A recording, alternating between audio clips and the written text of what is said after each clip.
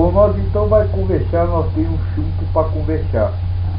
Mas se alguém quiser fazer uma pergunta ou perguntas antes, fica à vontade. Porque não vai fugir do tema. Porque o tema é sempre, vamos dizer assim, o mesmo, né? Então podem perguntar o que quiserem. Aliás, se for para eu falar sozinho, eu vou embora, viu? Eu gosto de conversar com as pessoas, não eu de ficar falando. Então se alguém quiser perguntar alguma coisa.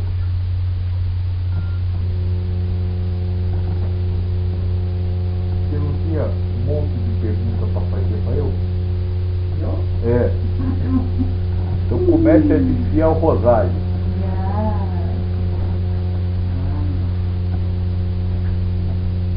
Eu quero agradecer, né? Porque o ouvido, o ouvido deve ter ficado bem, né? Fica não. Fico ali te ouvindo assim. Não, mas a gente está pergunta, assim, criança em geral, assim, vai todos aproveitar, mas é pergunta na minha parte de trabalho espiritual. Tá certo. Aí você pergunta mais pro final, tá certo? Mas de âmbito geral, de doutrina, alguém quer perguntar alguma coisa? Aliás, antes disso aí eu fazer uma pergunta. Todos aqui acreditam em espírito? No espírito vivo, depois da vida? Todos aqui acreditam em reencarnação? Então tá certo. Isso é importante, né? Porque é a partir daí que nós conversamos. Se não acredita, não tem nem por que nós conversar, né? Mas se vocês acreditam, é importante. Então eu vou fazer outra pergunta, para começar. O ser humano se considera o ser expoente do planeta, mais importante do planeta. Não é isso? Todos os outros servem a ele. Por que o ser humano se acha tão especial? Por que o ser humano acha que ele tem essa importância dentro dos elementos do planeta? Alguém sabe me responder? Ele fala, né? Todo mundo fala, os animais não falam. Os animais falam, entre si. Sim, Você não entende a língua dele. É a mesma coisa que você pegar um americano e trazer para cá, você não vai entender. Mas eles falam, não é político. Por que o ser humano é, vamos dizer aqui, o melhor do planeta? Eu acho que ele não conhece dentro do planeta os melhores Do que ele? Tá certo. Mas por que ele se acha melhor que o animal? Por que ele se acha melhor que as plantas? Por que ele se acha melhor que as ossas? Porque tem a ilusão de controlar a vida e ter o poder em cima daquele A ilusão de controlar a vida e a ilusão de ter o poder sobre as outras coisas. Isso é uma hipótese, mas na verdade ele só tem essa consciência por quê? Porque ele tem o raciocínio. O ser humano acha que ele é melhor que os bichos porque ele é capaz de raciocinar. Já o bicho não. Tá certo? O que é o raciocínio? Alguém sabe me dizer o que é raciocínio? Vocês raciocinam, né? O que é raciocinar? Qual a diferença entre o bicho e o ser humano? Ou seja, qual a diferença de você ter o raciocínio ou você não ter um raciocínio? Não tem um raciocínio claro por instinto. Tem um raciocínio que reflete sobre... Não, o instinto não é raciocínio. O instinto ele é inteligência. Mas ele não é uma inteligência racional. Ou seja, que raciocina. quer dizer ser racional, ser inteligente. Ser inteligente no sentido de ter raciocínio. O que é ter raciocínio?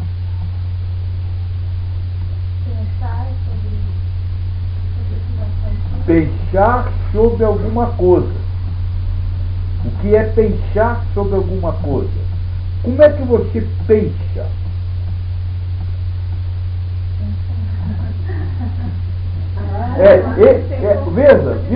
Veja a dificuldade.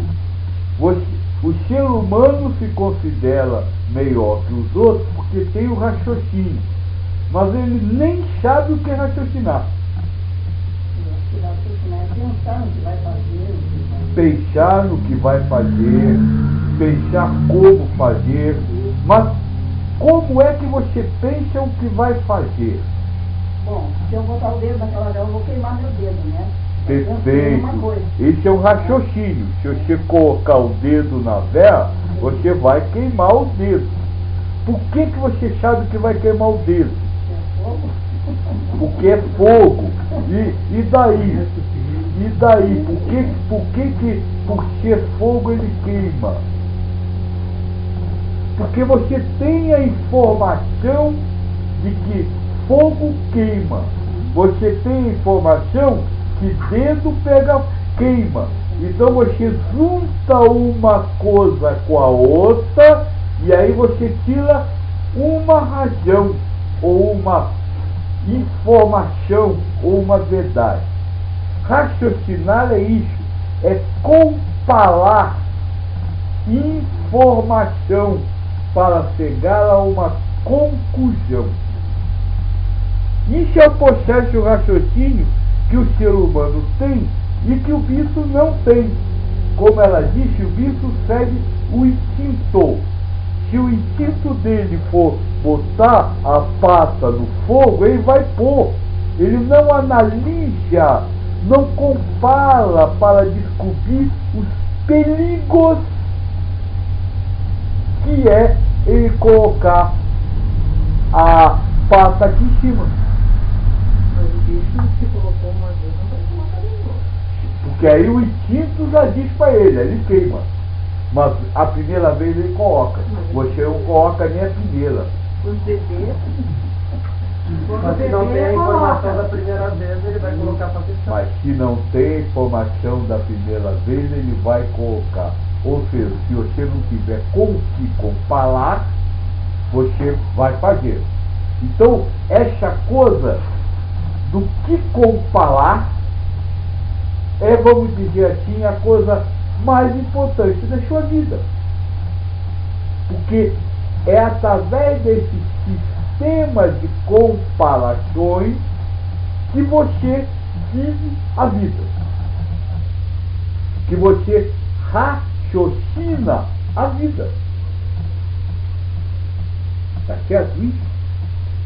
Essa, vamos dizer, é a base da sua vida. É o que serve como guia para a sua vida. É aquilo que lhe guia. É o que você tem como informação que você vai comparando a cada acontecimento ou acontecimento com o que você tem e aí você chega a uma conclusão.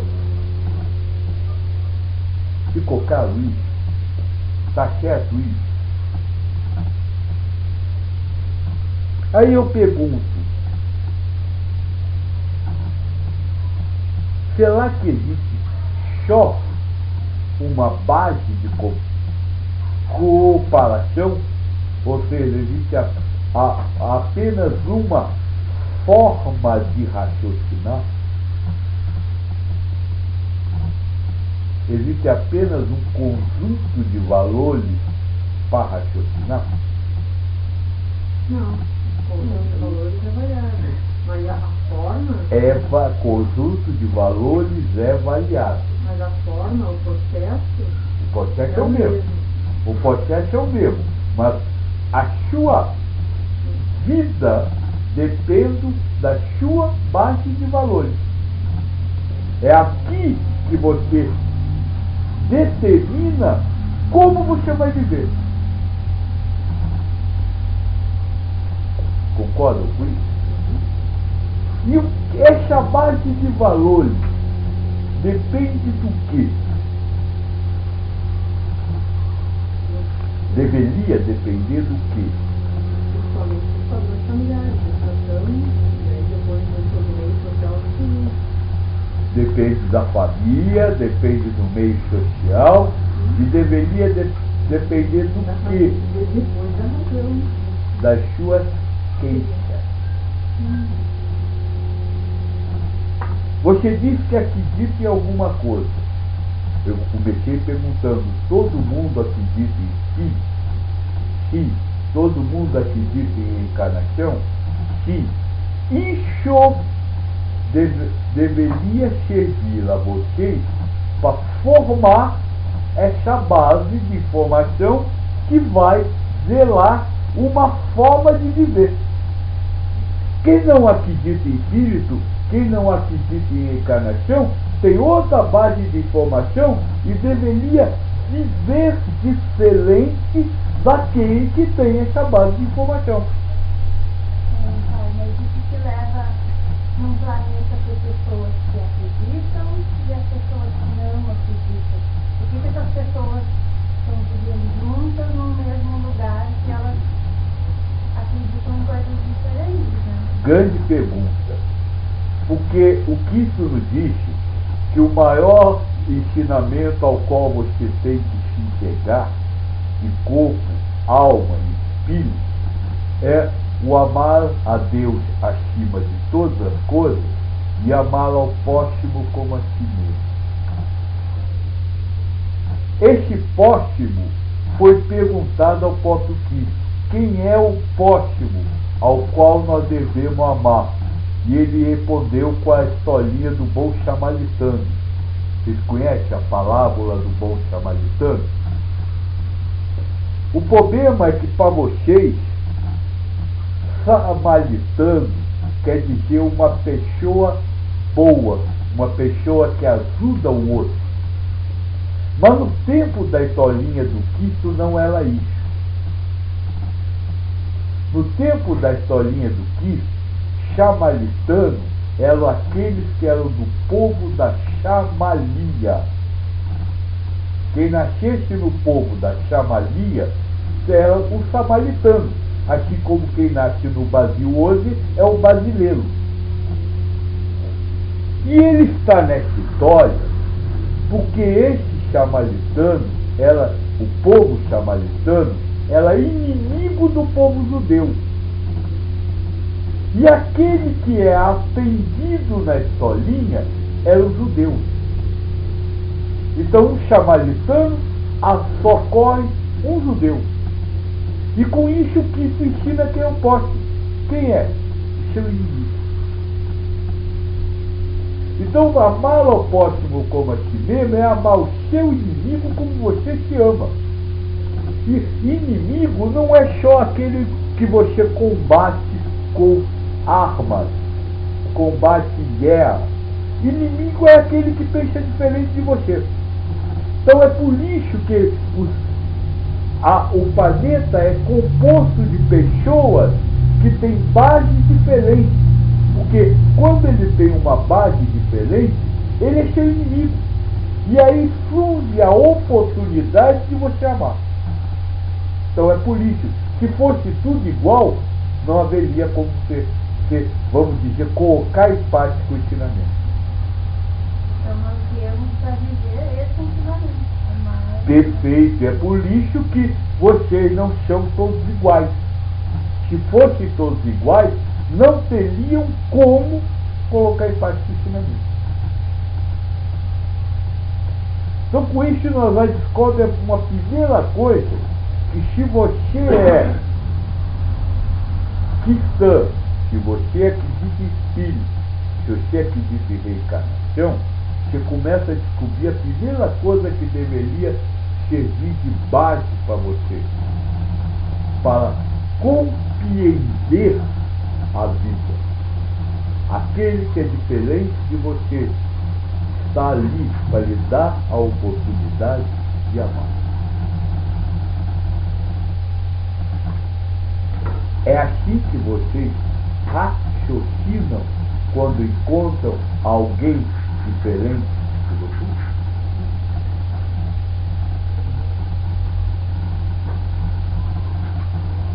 A conversa hoje é exatamente isso.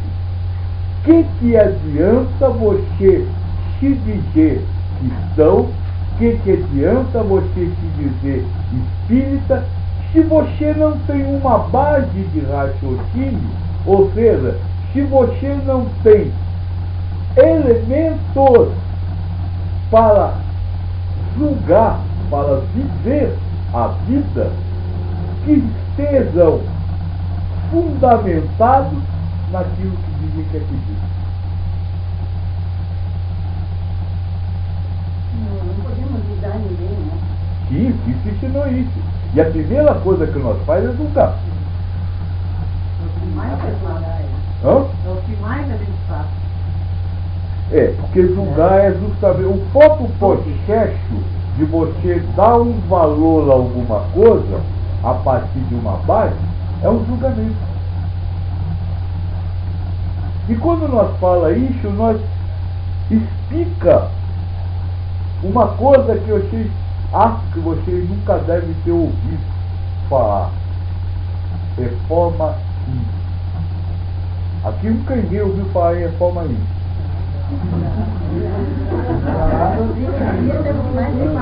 Claro, o meio espírita é o que mais se fala, concordo. Mas nunca ninguém lhe disse o que é fazer uma reforma íntima. Só dizem que você tem que fazer. Mas ninguém lhe diz o que é fazer. Reforma íntima é isso. É mudar essa base de raciocínio. Porque ela está no seu íntimo. Mudar para quê? Para aquilo que foi ensinado pelo mestre que eu acredito. Cristo, Buda, Krishna, Maomé, o Espírito da Verdade, não importa quem. Você promover a reforma íntima é você passar a viver com aqueles valores que você diz que acredita. Aquilo que está na Bíblia, aquilo que está nos livros do Krishna, do Buda, enfim, naquilo que você acredita. Porque quando você diz que acredita, mas não tem uma base para raciocinar a partir daquilo, o que acontece? Hã? Não. É outra coisa pior. Quem é aquele que faz, diz uma coisa, diz que acredita numa coisa, mas não vive como ele diz que acredita? Pouquinho.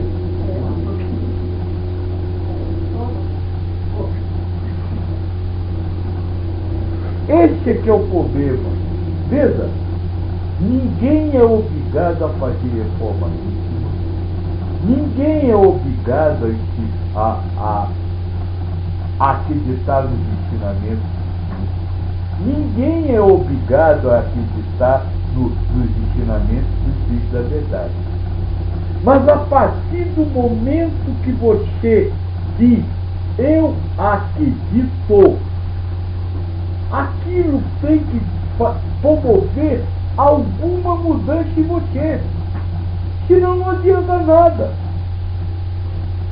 Não dá mais para você ser a mesma coisa que você era antes. Ou você ser a mesma coisa que são aqueles que não acreditam.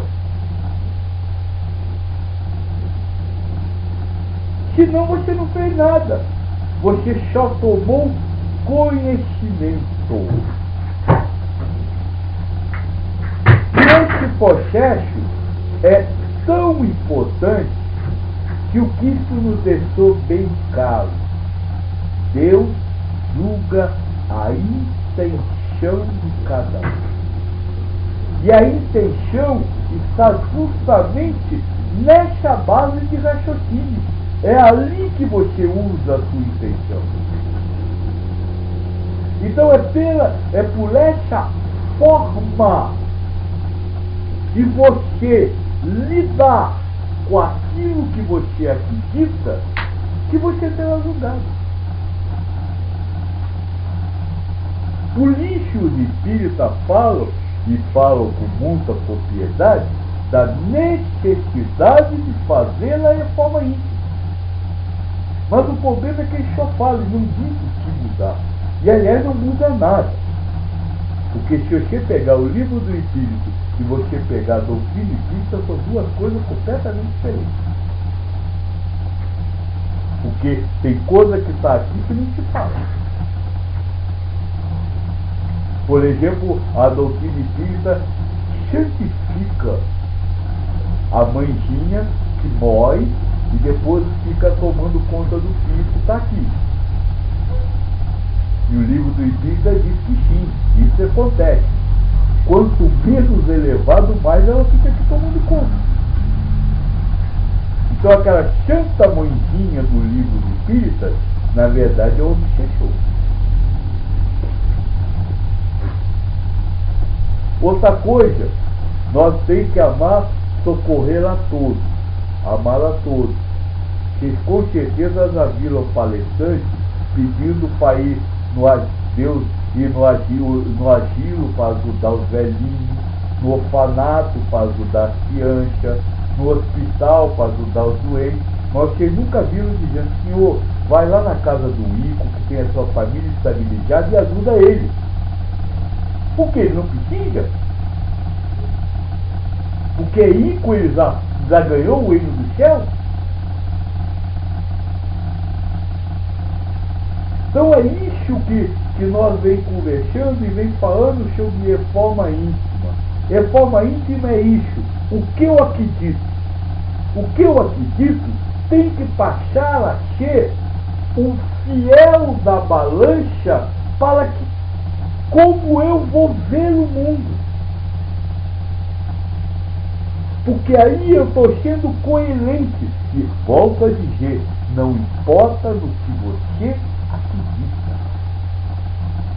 Não tem certo ou errado. O que importa é que você tem que ser fiel a você mesmo. E não fiel aos outros. Porque na verdade vocês não mudam a sua forma de pensar, porque senão o outro vai falar de você, vai lhe criticar, vai lhe acusar. Então para não, vamos dizer assim, não ir contra o mundo, você diz que acredita numa coisa, mas acaba vivendo outra completamente diferente.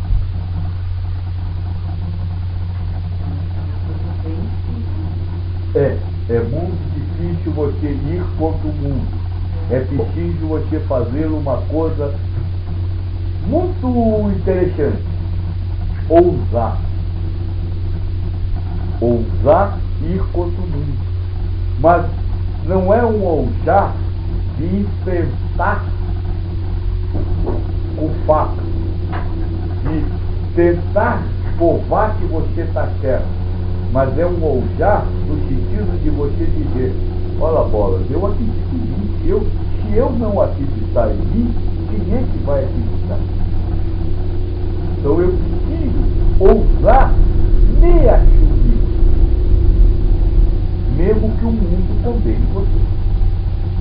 Então ousar, sem isso você não faz nada. Esse é o primeiro detalhe. O segundo detalhe é você não querer ser igual aos outros. Porque o Buda diz aqui, você é herança de você mesmo. Você vai ser aquilo que você fizer de você. Se você não for convicto com você, você vai ser igual aos outros. Quem é igual aos outros tem o mesmo fim de todo mundo. Se você não for diferente, você vai ter o mesmo fim.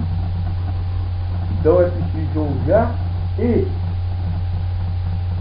ser extremamente egoísta. Parece engraçado, né? Dizer que você tem que ser egoísta.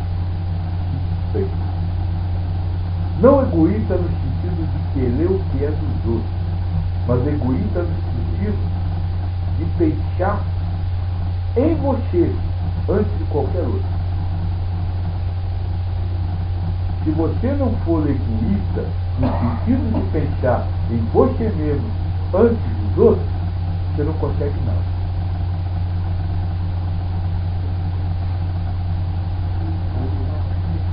Mas isso é muito difícil, pelo menos assim, comigo. Eu muitas vezes prefiro me magoar do que eu magoar uma pessoa de quem eu gosto. Eu faço duas escolhas, né? Às vezes a gente fica declara. Ou a gente se magoa, ou a gente magoa uma pessoa que a gente gosta. Eu prefiro me magoar do que magoar aquela pessoa que gosta de mim e que eu gosto dela. Tá certo. Isso leva você a algum lugar? É por causa disso, vamos dizer assim, que aquela outra pessoa vai te tratar melhor? Eu sei que é uma escolha que eu faço. Olha, deixa eu falar uma coisa para você. Dentro do mundo moderno, os pais saem para trabalhar de manhã cedo, voltam para casa de noite. Muitas vezes o pai fica até mais tarde para poder conseguir trabalhar mais, para ganhar mais dinheiro, para dar para o filho, para fazer para o filho, para botar o filho na escola, para dar as coisas. Quando o filho quer, o que o pai ouve? Você foi um pai ausente. Adiantou? Adiantou? Mas talvez fosse o contrário. O pai não tivesse se empenhado para dar, o filho ia dizer, você nunca batalhou para me dar. Eles vão reclamar de todo jeito. Eu não tenho direito. Olha, Isso é que não está balanceado. aí sim, você pode balancear, cumprir o seu papel, trabalhar no seu horário de trabalho, acabou o trabalho e foi para casa. Mas o problema é justamente querer fazer a mais, sem pensar em isso. Eu vou lhe dizer uma coisa, amor. Verdadeiro amigo não é aquele que, vamos dizer assim, se magoa para não magoar o outro. Porque quando você, vamos dizer, se magoa para não magoar o outro, você está dando àquela pessoa uma certeza, um critério de bom do que ela fez. Ela vai acabar magoando o outro, e esse outro vai ser muito mais impiedoso do que você seria por ser amigo. O verdadeiro amigo é quem te diz, olha, isso não é o caminho certo. Você me magoou. Eu não gostei. Sou seu amigo, continuo sendo seu amigo, mas repente isso. Mas a gente vai deixar depois muitos amigos, né? Por isso é que é preciso ousar. Porque veja bem, você acredita que você é filho. Você acredita em reencarnação, ou seja, acredita que está encarnada. Por acreditar que está encarnada, você obviamente tem que acreditar que precisa fazer o trabalho da reforma. Para você, quando você faz isso, você fica bem com quem? Não.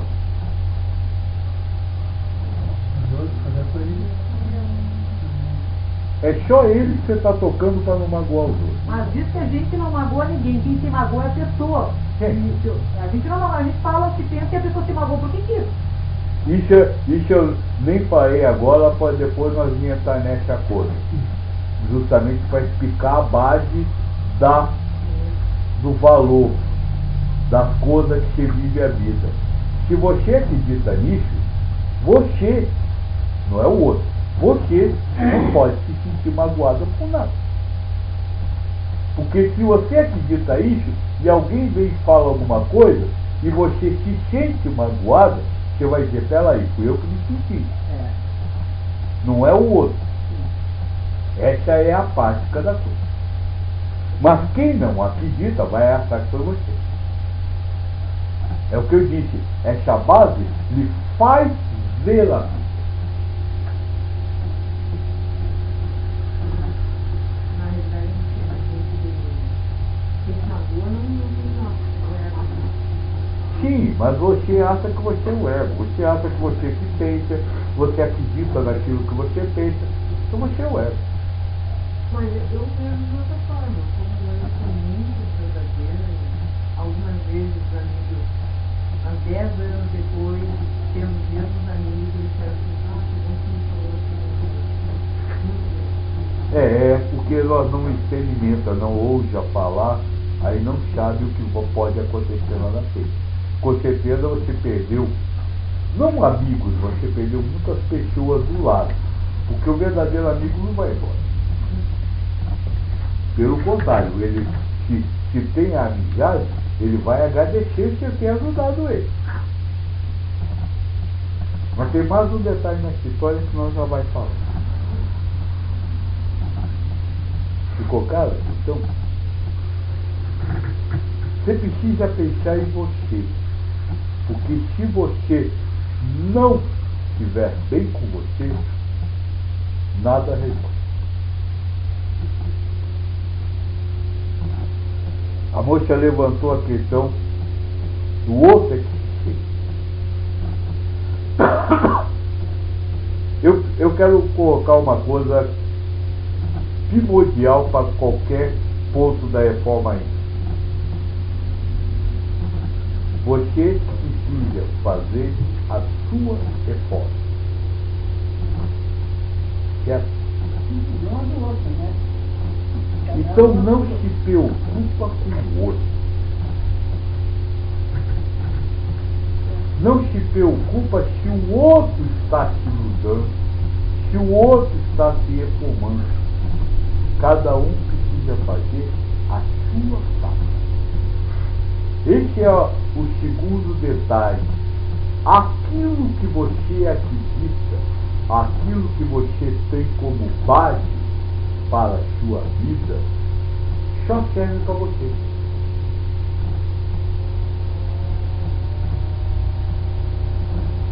Não serve para mais ninguém. Não dá para você ensinar nada aos outros. Por quê? Porque há uma diferença entre bem e bom. O bom é aquilo que você gosta, aquilo que você acha certo. E cada um possui um conjunto de bom diferente do outro.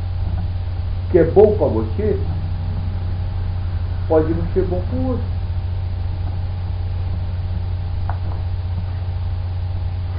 Então o trabalho da reforma íntima é o trabalho da análise deste conjunto de coisas com uma única certeza: é o meu conjunto. Eu acredito nisso, então eu tenho que colocar em prática, não eu. Não dá para cobrar isso de ninguém, porque não existe um conjunto certo. Existe o conjunto de cada um. Cada um possui um conjunto de valores individuais. Por quê? O que é esse conjunto de valores? O que é essa base de raciocínio? É a prova. A prova que você vive durante a encarnação. Tudo aquilo que você acredita, só você acredita. E é a sua prova. É aquilo que você, como espírito, antes da encarnação, pediu para viver. Ser fiel a esse conjunto é ser verdadeiro na sua prova. ter aquilo e viver de uma forma diferente, eles não passaram fome. Vocês mesmo falam que é preciso ação. Pela ação se reconhece o bom espírito. E a ação não é simplesmente o ato de agir, mas é a ação dentro da coerência com aquilo que você diz que você acredita. Não adianta você agir simplesmente. Adianta você ser coerente com aquilo que você diz que você acredita. Aí você está, vamos dizer, colocando em prática aquilo que você diz que é o certo de fazer. Se você não coloca em prática, o que adianta você saber? O que adianta você conhecer? Você já deve ter ouvido, quem já ouviu eu já deve ter ouvido essa história. Mas o que é? Quem é a pessoa mais culta do mundo, que sabe mais coisas?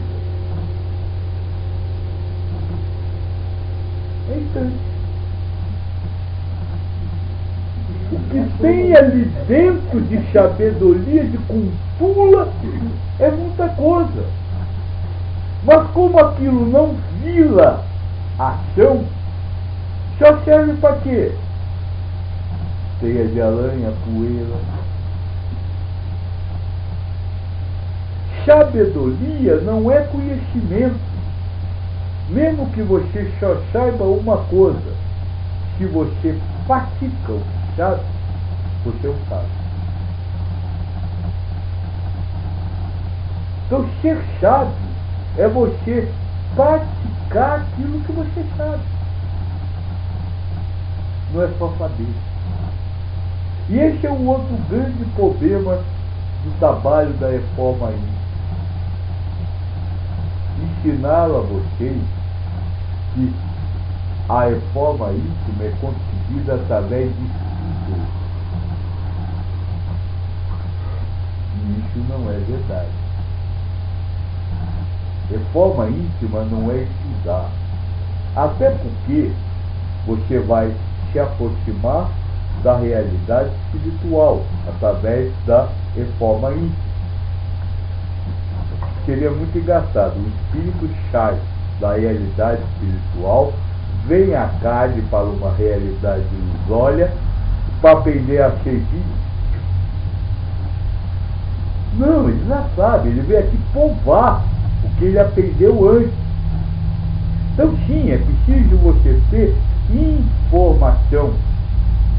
Mas ter informação não é estudar, é ter uma informação e dizer, é isso, então agora eu vou praticar isso. Praticar o quê? Praticar que as minhas ações estejam coerentes com aquilo que eu digo que eu aprendi. Que eu aprendi.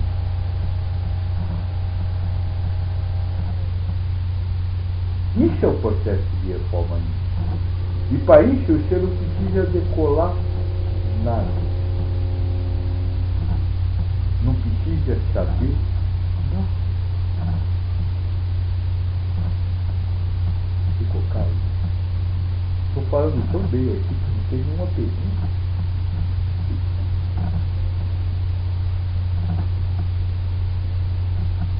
Passa aqui. Olha, e se o preto velho tem, eu não sei.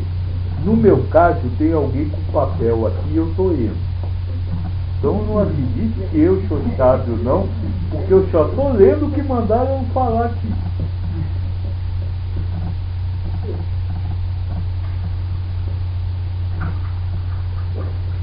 Agora, sobre o que se pratica aquilo que você acredita? Onde se pratica?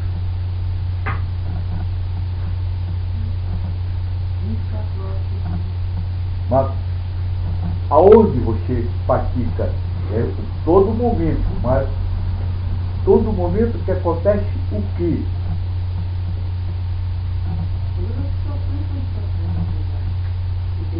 toda situação. O que é uma situação? É uma relação de você com outra pessoa ou outra pessoa. Ou até com animais ou com outros objetos. Mas é sempre uma relação de você com alguma coisa. Esse é, vamos dizer assim, o campo de trabalho. O trabalho é onde você tem que se relacionar com as coisas desse